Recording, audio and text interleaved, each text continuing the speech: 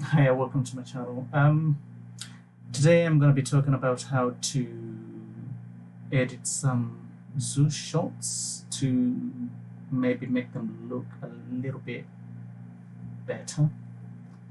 I think the problem with zoos, when you're taking pictures in the zoos, is that you tend to get some ugly shots, really, simply because not because of the animals per se. The animals are okay. It's just that every shot that you usually take tends to be sort of cluttered with other things, things like the fence, things like, building structures, pools, people, you name it. Something that you can sort of maybe get away from if you are in sort of the animal's natural habitat. Let's say you've gone from a safari and stuff like that. You're most likely to get, well, natural shots, really. I think the purpose of this video really is just try and get something out of a not so nice picture, really.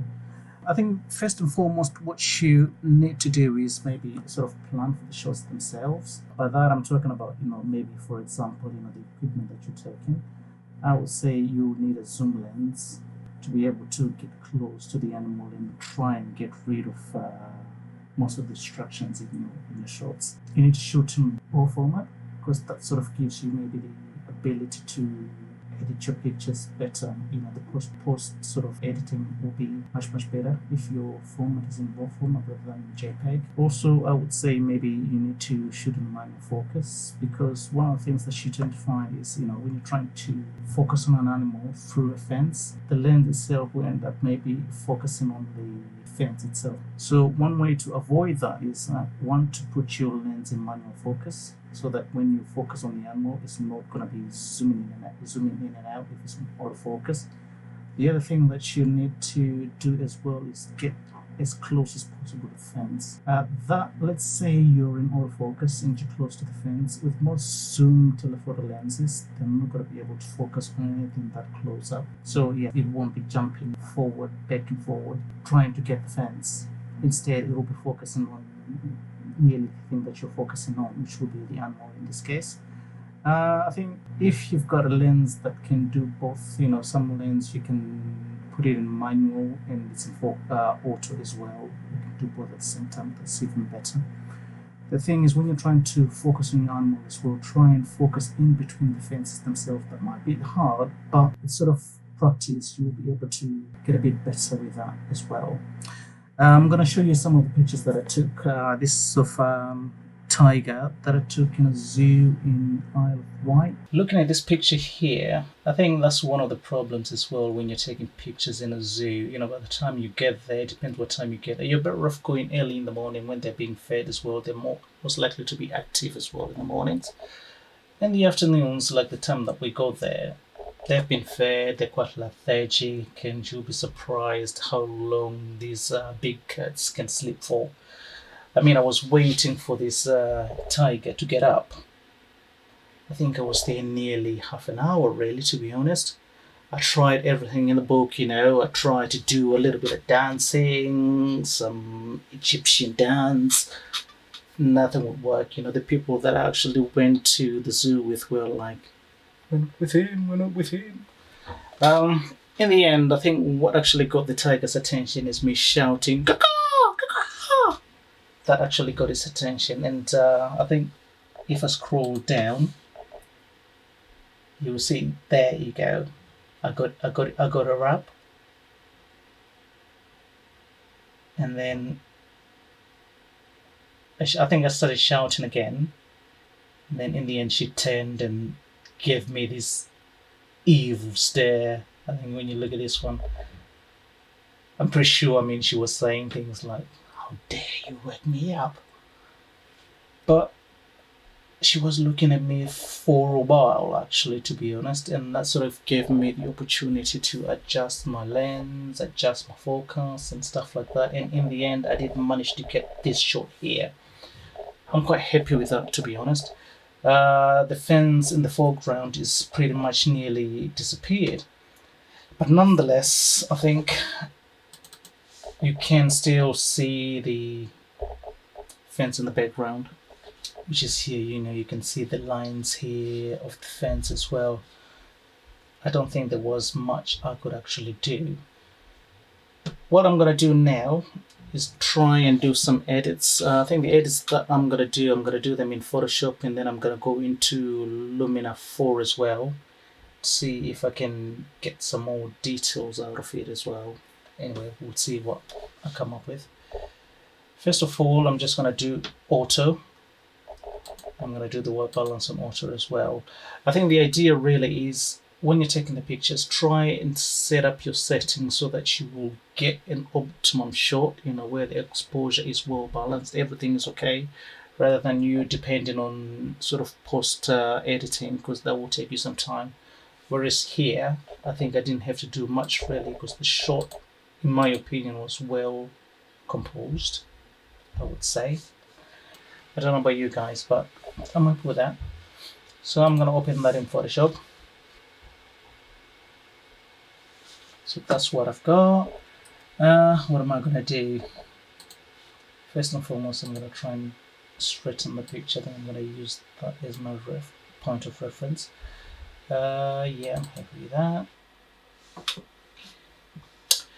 Okay, what I'm going to do now is I'm going to make a copy.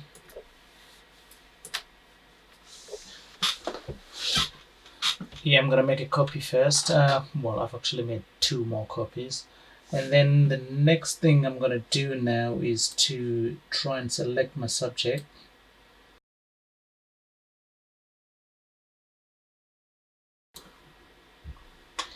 And then next I'm going to use the select and mask to try and refine my selection.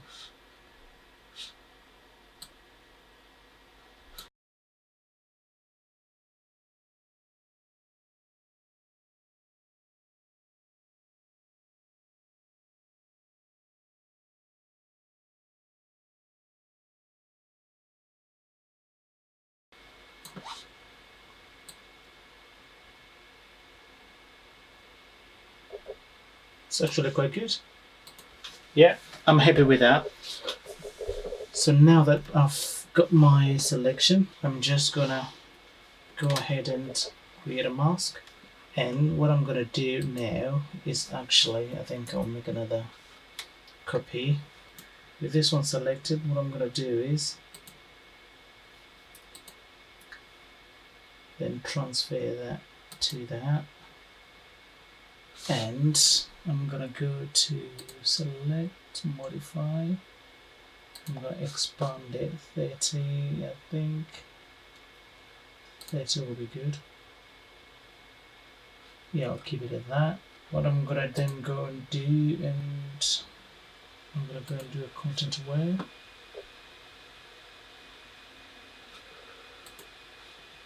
So what's gonna happen now is I'm gonna use this, I'm gonna mesh this down first, and then I'm gonna use this layer here as my background.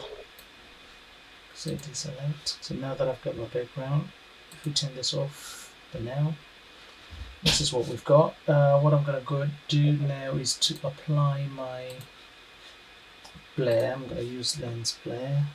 I'm gonna work it all up to a radius of 100.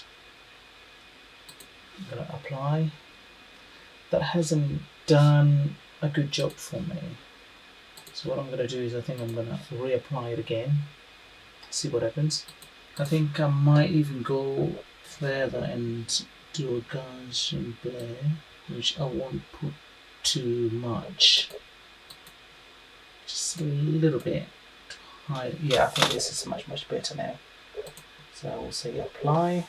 So now that's gonna be my background. If I turn on my tiger, look at that. That is way better, isn't it, really? I think I'm gonna go ahead and do a little bit of cleanup here, so I can still see some selection. I just need to be extra careful that I don't touch the target itself. What you can do is you can use a background eraser tool, because there are a few sort of mistakes like this one's here. which were left over when I was doing my selection. So you see, the background eraser does a fantastic job of getting rid of stuff when you're struggling. The other thing you can do is just use your normal eraser, but just be careful you don't touch the tiger, because this will take away pixels from the tiger itself as well. Yeah, I'm quite happy with that. Yeah, I think that's awesome. The other thing you can actually do as well to try and get rid of maybe sharp edges between the tiger and the background, of which I actually don't think there is any, really, to be honest. No, there isn't. Because what I was going to suggest is, you get your blur tool, and you can do a little bit of blurring here, because that will get rid of that sharp sort of distinction between your tiger and your background. But I don't really think I need it, to be honest. I think my selection done a fantastic job in selecting the tiger. So yeah, I'm pretty satisfied with that, but I'm just gonna go ahead and do it anyway. Yeah, boom, that's it, that's done. So yeah, I'm happy with that.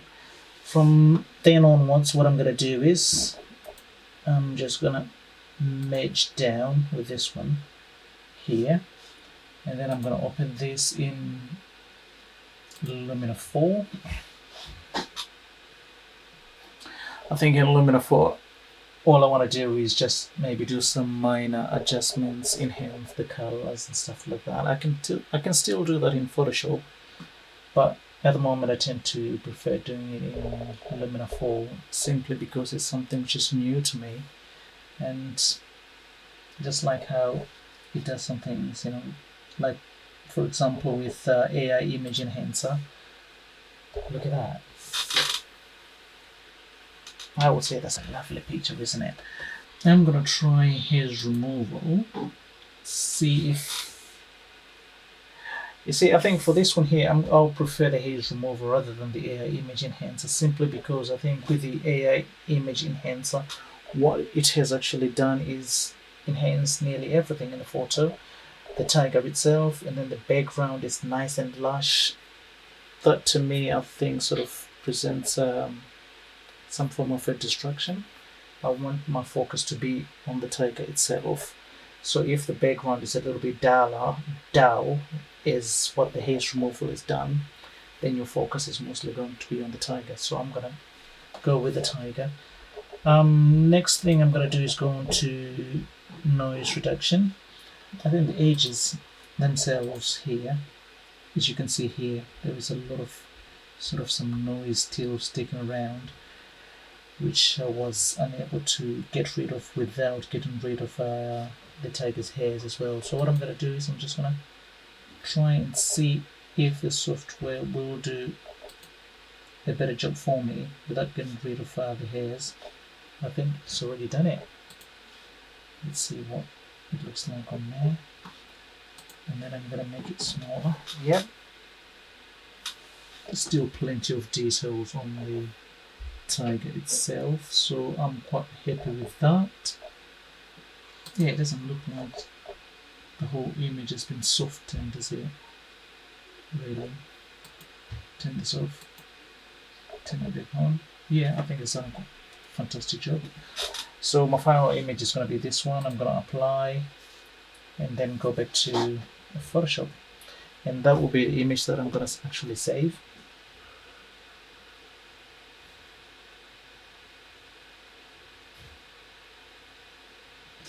Voila, that's done it. That's my final image. For comparison's sake, this is the one I took from the zoo.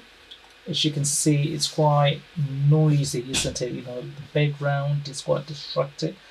It distracts you from the tiger itself. It's an ugly, ugly background, but the minute you apply the blur, all your focus is then drawn on to the tiger. Yeah, I think I'm quite happy with that image.